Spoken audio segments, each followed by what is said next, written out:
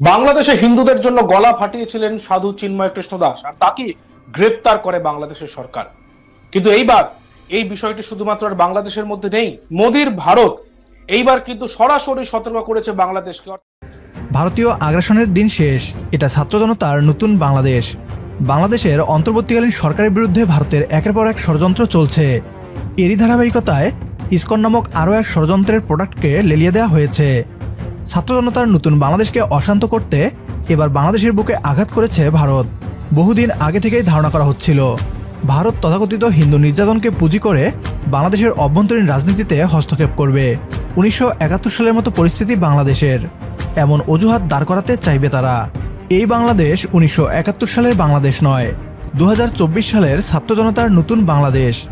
বাংলাদেশের অভ্যন্তরে নাক গলানোর আগেই এবার ভারতের নাক কেটে দিয়েছে বাংলাদেশ। বাংলাদেশকে গোলাম বানাতে ভারতের ইসকন ষড়যন্ত্রের পর্দা ফাঁস করে শক্ত হাতে তা মোকাবেলা করছে ডক্টর মোহাম্মদ ইউনূস। ছাত্র জনতার সরকার রুখে দাঁড়িয়েছে ভারতের বিরুদ্ধে। নতুন বাংলাদেশের নতুন রূপ দেখে হতভম্ব হয়ে পড়েছে তারা। বিস্তারিত থাকছে বিডি টিউবের আজকের এই ভিডিওতে। প্রথমেই দেখে নেওয়া যাক কি বলছে পশ্চিমবাংলার মিডিয়া। বাংলাদেশে হিন্দুদের জন্য গলা ফাটিয়েছিলেন সাধু চিন্ময় কৃষ্ণ দাস, আর তাকে গ্রেপ্তার করে বাংলাদেশের সরকার। কিন্তু এইবার এই বিষয়টি শুধুমাত্র আর বাংলাদেশের মধ্যে নেই, এই বিষয়টি বাংলাদেশ ছাড়িয়ে ভারতে এসেছে। অর্থাৎ মোদির ভারত এইবার কিন্তু সরাসরি সতর্ক করেছে বাংলাদেশকে। অর্থাৎ তারা যে গভীরভাবে বিষয়টার দিকে নজর রাখছে সেটা কিন্তু আর বলার অপেক্ষা রাখে না। কারণ দিকে দিকে যখন এরকম গ্রেপ্তারের পর হিন্দুদের উপর অত্যাচার বাড়লো, সংখ্যালঘুদের উপর অত্যাচার বাড়লো, সেইখানে তারপর কিন্তু ভারত সরকার চুপ করে বসে থাকতে পারে না। আর সেই বার্তাই দিয়েছে ভারত। যখনই গ্রেপ্তার করা হয় চিন্ময় কৃষ্ণ দাসকে, তারপরেই সকাল থেকে কিন্তু হিন্দুদের প্রতিবাদের ঝড় ওঠে বাংলাদেশের দিকে দিকে। এবার সরাসরি হস্তক্ষেপ করতে শুরু করে দিল ভারত সরকার। এই গোটা ঘটনায় রীতিমতো মোদির ভারত উদ্বেগ প্রকাশ করলো, যার ফলে রীতিমতো ইউনূস সরকারের চাপ বাড়লো। এটাই মনে করছে আন্তর্জাতিক বিশেষজ্ঞ মহল। কারণ এই প্রথম সরাসরি ভারত কোনো একটি বিষয় নিয়ে হস্তক্ষেপ করলো। কারণ হিন্দুদের ওপরে যে আক্রমণ হচ্ছে তা নাকি আরো বেড়ে গিয়েছে, তাই এবার সরাসরি হস্তক্ষেপ করলো মোদির ভারত। বিদেশ মন্ত্রকের তরফে রীতিমতো কড়া ভাষায় আক্রমণ করা হয়েছে এবং গোটা ঘটনায় যে তাদের নজর রয়েছে তারও একবার প্রকাশ করলো ভারত। একটি বার্তায় তারা লিখেছেন, আমরা শ্রী চিন্ময় কৃষ্ণ দাসকে গ্রেপ্তার এবং জামিন না দেওয়ার বিষয়টি নিয়ে গভীরভাবে উদ্বিগ্ন। চিন্ময় কৃষ্ণ দাস বাংলাদেশ সম্মিলিত সনাতন জাগরণ জোটের মুখপাত্র ছিলেন। এই ঘটনাকে কেন্দ্র করে বাংলাদেশের অনেক হিন্দুদের উপরে আক্রমণের ঘটনার খবর পাওয়া গিয়েছে। সংখ্যালঘুদের বাড়িঘর ও ব্যবসা প্রতিষ্ঠানে অগ্নিসংযোগ ও লুটপাটের পাশাপাশি চুরি ভাঙচুর এবং দেবতা ও মন্দিরের উপর হামলা হয়েছে। এটি দুর্ভাগ্যজনক যে যারা এই ঘটনা ঘটাচ্ছে, অর্থাৎ অপরাধীরা খোলা জায়গায় ঘুরে বেড়াচ্ছে, অথচ ন্যায্য দাবি নিয়ে চিন্ময় কৃষ্ণ দাস যখন শান্তিপূর্ণ আন্দোলন করতে চাইছেন তখন তাকে গ্রেপ্তার করা হচ্ছে।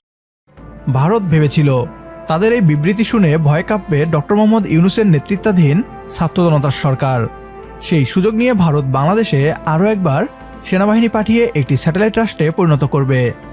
ভারতীয় সেনাবাহিনীর বিভিন্ন উচ্চপদস্থ জেনারেলদের মুখ থেকে শোনা যায় 1971 সালে বাংলাদেশকে দখল না করা ছিল তাদের ভুল।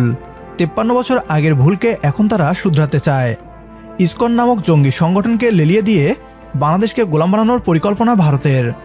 ছাত্র জনতার নতুন সরকার ভারতের ষড়যন্ত্রের জবাব দিচ্ছে চোখে চোখ রেখে।